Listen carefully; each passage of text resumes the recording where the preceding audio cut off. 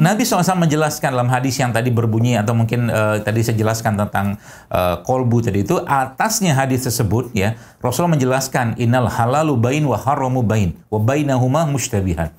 Kata Rasulullah SAW, sabda Nabi SAW bahwa yang halal itu jelas, yang haram itu jelas, dan di antara keduanya ada syubhat, ada syubhat. Maka suatu hal yang membuat kita was-was itu ya. Dan Nabi jelaskan lagi dalam ayat yang lain, bahkan di dalam Al-Quran juga Allah menjelaskan bahwa was-was itu umumnya atau mungkin boleh dipastikan sebagian besar itu berasal daripada syaitan.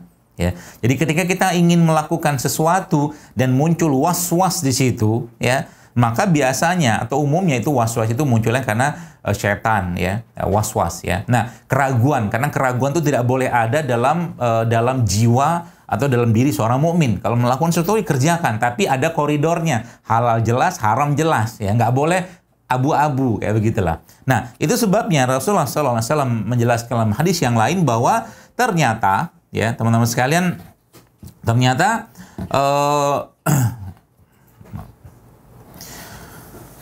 ternyata dosa itu, kata Rasulullah SAW, adalah sesuatu yang menggelisahkan hatimu, oke? Dosa itu adalah sesuatu yang membuatmu cemas.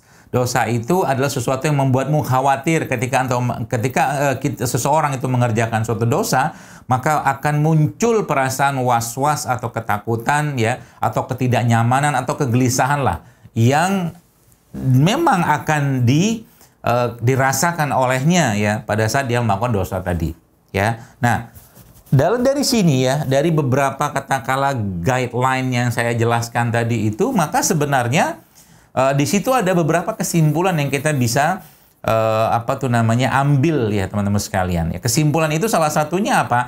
Ya, Islam itu udah jelas, ya, memberikan pedoman yang halal jelas, yang haram jelas.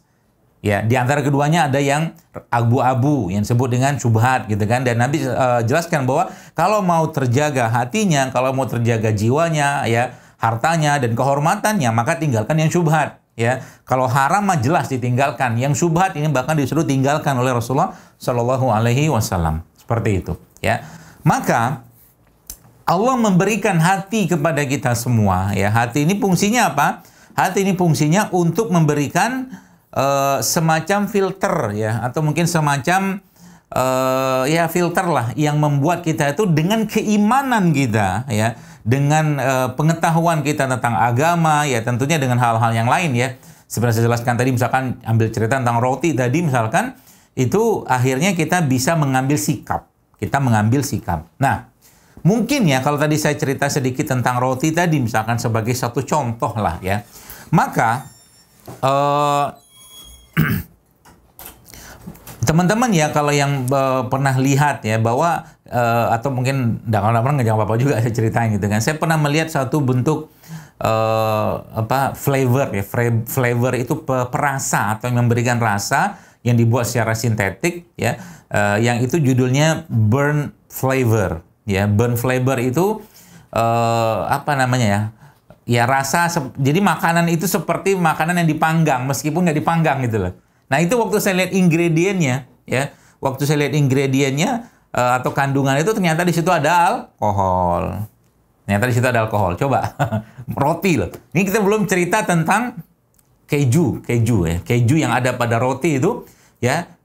Kalau ini di luar kita bicara, kalau rotinya misalkan atau mungkin produk makanan tadi sudah mendapatkan label halal, itu lain cerita. Label halal itu bukan sekedar label halal yang tulisan lam dan lam lagi itu loh, bukan itu, ya. Tapi label halal yang memang disertifikasi oleh lembaga yang memang punya kompetensi untuk itu. Nah, kita belum cerita lagi tentang katakanlah misalkan dalam produk pangan, ya, seperti roti tadi itu ada yang menggunakan rum, itu banyak yang sekarang menggunakan rum, ya, itu ada alkohol. Oke?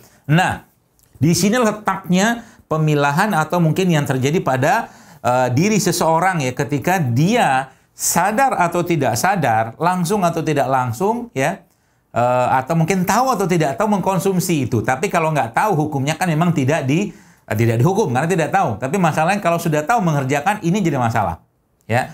Tapi tidak tahu pun pasti akan menimbulkan was-was, ya. Was-was itu kekhawatiran, kegelisahan kan. Tadi kan konsep dasar yang saya jelaskan tadi bahwa dosa itu sesuatu yang menggelisahkan kita. Ya, maka ketika seorang tidak sadar misalkan mengerjakan suatu dosa, pasti akan muncul kegelisahan dalam dirinya.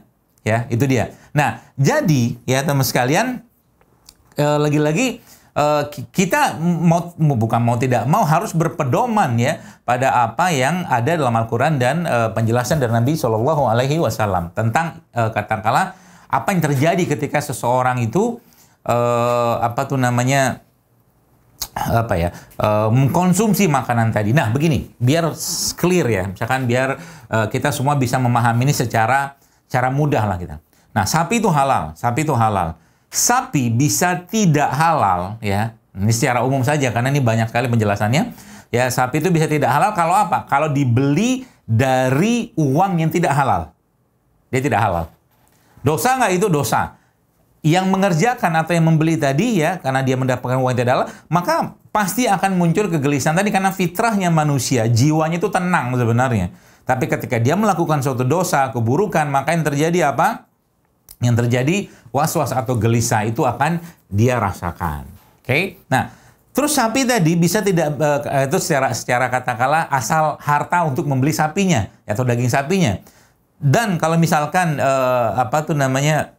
sapi tadi disembelih dengan tidak syar'i misalkan, maka sapi itu menjadi tidak halal ya atau haram ya. Nah, ini ada yang menarik teman sekalian. Beberapa waktu lalu ada saudara saya pulang dari luar negeri lah, kemudian dia cerita ya, karena di sana dia beli daging sapi itu dari penyembelihan yang halal lah, yang diimpor dari berbagai kota yang Muslim di dunia, di negerinya tersebut. Nah ini subhanallah ya, coba lihat, biasanya dia kalau sudah bikin masakan itu, dia memberikan masakan atau makanan tadi kepada orang atau tetangganya tadi. Itu si bule itu cerita gitu kan. Itu daging yang kalian beri itu ke saya itu rasanya beda sama daging yang mereka biasa makan. Kita tahu kalau orang-orang barat kan bule-bule seperti itu ya, mereka kalau motong-motong motong-motong makanan ya, mungkin seperti daging segala macam itu kan nggak ada baca-baca seperti kita, nggak ada syariatnya, potong-potong aja, bahkan tusuk-tusuk aja, gebuk-gebuk aja, seperti itulah. Itu ternyata dia katakan bahwa dagingnya itu ternyata jauh lebih enak dan lebih lezat gitu kan daripada daging yang mereka biasa makan. Sampai seperti itu efeknya. Karena apa yang terjadi? Ya karena kan ketika hewan ya dalam Islam kan itu ada pedomannya untuk disembelih, cara nyembelih itu kan ada ya. Supaya hewan itu tidak stres. Sebab apa? Kalau stres yang ada pada hewan atau hewan itu stres, Bapak Ibu sekalian, teman sekalian, maka yang makan pun ikutan stres karena kan ada hormon di dalam itu. Jadi ketika disembelih tek gitu misalkan ya, atau ditusuk lah gitu kan, dalam kondisi dia tidak tenang gitu kan si hewan tadi, kan ada hormon di dalam itu, di dalam si hewan tadi itu. Ya. Hormon itu nanti apa yang terjadi? Ya masuk ke tubuh kita, masuk ke tubuh orang-orang yang mengkonsumsi makanan-makanan tadi, sehingga apa? Hidupnya kan tidak beraturan gitu kan. Ya nggak kacau terus gitu kan. Bahkan yang ada satu hal yang pernah saya dapatkan, kisah dari seorang ustadz ya, teman saya itu cerita, ada seorang ibu-ibu lah gitu kan, ya seorang perempuan lah gitu kan, ya dia punya suami gitu ya, punya suami, kemudian tapi bolak-balik cerai segala macam, terus masalah penyakit macam-macam muncul gitu kan. Padahal orangnya kayaknya biasa-biasa aja, tuh ternyata apa coba? Ya ada harta yang tidak halal katakanlah yang dia dapatkan dari pekerjaan tadi yang dia tidak sadar itu haram, ya seperti itu loh. Coba, kan nggak langsung tuh.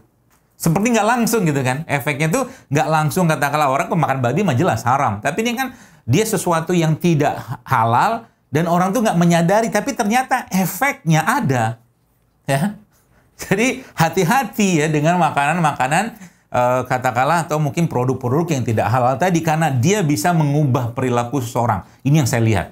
Ya, kalau tidak hanya bicara tentang mengubah perilaku, dia bisa menimbulkan penyakit. Asbab dari apa? Asbab dari ini. Jadi semua produk-produk yang tidak halal itu, ya, itu akan atau dampak dari sesuatu yang tidak halal itu akan memberikan atau menghilangkan keberkahan dari apa yang kita atau mungkin dari apa yang kita konsumsi tadi dan menimbulkan masalah buat tubuh kita. Ya.